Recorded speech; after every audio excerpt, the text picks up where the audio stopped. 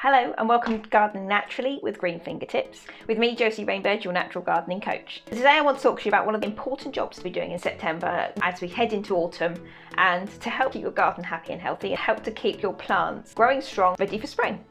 So one of the really key jobs to be doing in September time as we head into autumn is dividing up perennials, herbaceous perennials, perennial plants. This should be done every few years. If they're particularly vigorous growing plants, every year, but every good 2 to 3 years is really important to be doing this. This will help to maintain a good healthy growth, healthy vigour for the plants each year, and will give them space to keep expanding and growing. If a plant will grow, any plant, whether it's in a container in the garden, if they outgrow their space, if they become compacted, the plants are too squashed together, they will stop flowering over time. They won't become so healthy. Areas of the plants will start to die off. It's just not a good idea. So dividing these plants up, move them about a bit. You can move them around your garden. It's a really good way of actually expanding your garden for free. I also like to pass them to my friends and family, and because you often need to do this sometimes, otherwise you run out of space in your garden.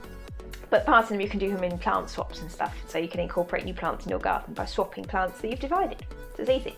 But back to the point, dividing herbaceous perennials or perennial plants actually does help to maintain the health and well-being of your plants, and will encourage new growth and stronger flowers for the spring or summer after. So really good idea to be doing this now. There's a good rule of thumb to follow. If your perennial plant flowers in the summer, ideally you should divide it in the springtime. So we're talking March to May time in the UK, so in the springtime. You can divide summer flowering perennials up in the autumn time as well, so like we're talking about now. So September to November here in the UK.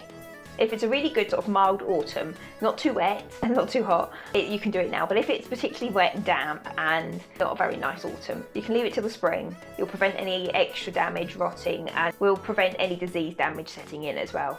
So it's a really good idea to just take a weather eye, have a look and see what the weather's doing, and see when's best to be doing this. So yeah, as I say, if it's a nice dry autumn and the weather's kind of mild, you're okay to do it. But if it's a bit damp and a bit manky, leave it till the spring. They'll be more than happy, they'll be fine. Early spring, lift them and divide them at that point.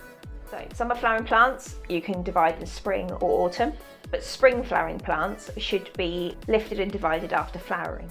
So that would be the summer months. In the UK, it's July to August time. Lifting and dividing them then is a lot better for the plants to be doing that. So spring flowering, divide and lift and divide in the summer months. Now, plants can be divided at any point in the year, as long as their roots remain, and you give them a good root ball, so you don't damage the roots too much if you can help it, if at all.